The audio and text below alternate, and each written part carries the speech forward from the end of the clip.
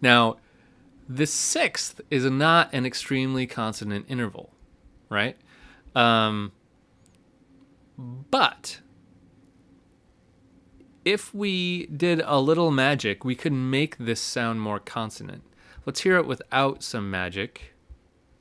And just hear a seventh resolving to a sixth. Right? It sounds pretty good that way.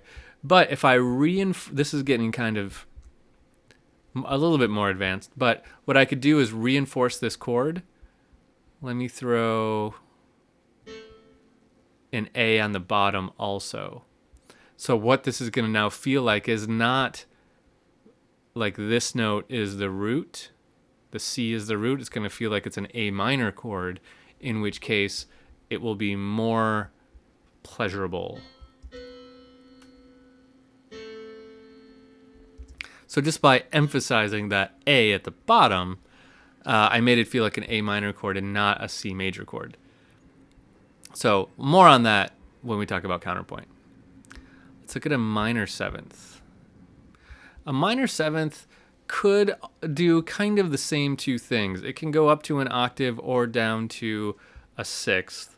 I'd probably lean towards going down to a sixth, which means let's try to resolve this to a sixth without doing this trick here. And one way we can do it is we can add another chord. So check this out. Let's hear it without a third chord. So minor seventh resolving to a sixth.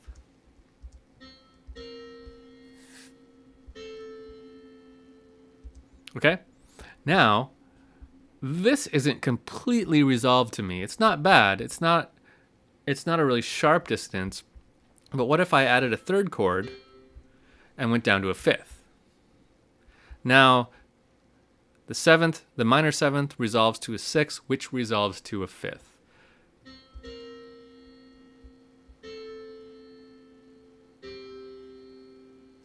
Right? So the resolution here takes two chords to get there. It's kind of an oddity of the minor seventh. It's a non-diatonic interval, so it's a little trickier sometimes. Okay, and then our tritone. Our tritone is another non-diatonic interval, so it can be a little tricky. But let's look at what we can do. This one can really go either direction by half step, and it'll be okay. If we go up to a perfect fifth, this is a natural. That's what I meant to do.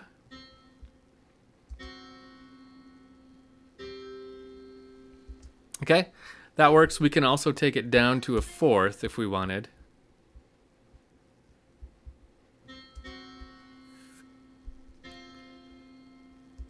And in this case, because that fourth is kind of that special case, it's not totally resolved to me, you might add another chord and go down to a third.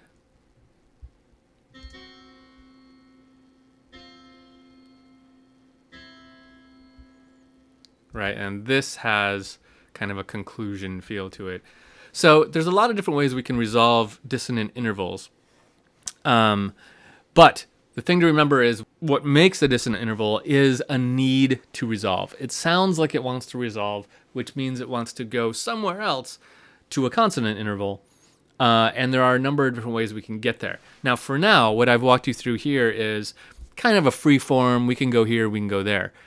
If we get into the strict rules, the really strict rules of this, then those rules kind of dictate what exactly can go where depending on the context. All the music around it is going to say this note has to go to that note, this note has to go to that note. And there are a lot of rules about that with intervals. And that is called counterpoint. And that's what we're going to talk about next. It's a bunch of rules that say this note has to go there, this note has to go there, and all this other stuff. So that's going to be the next big section of this class. So hang on for that. I want to do a couple more things first, and then we'll get to that.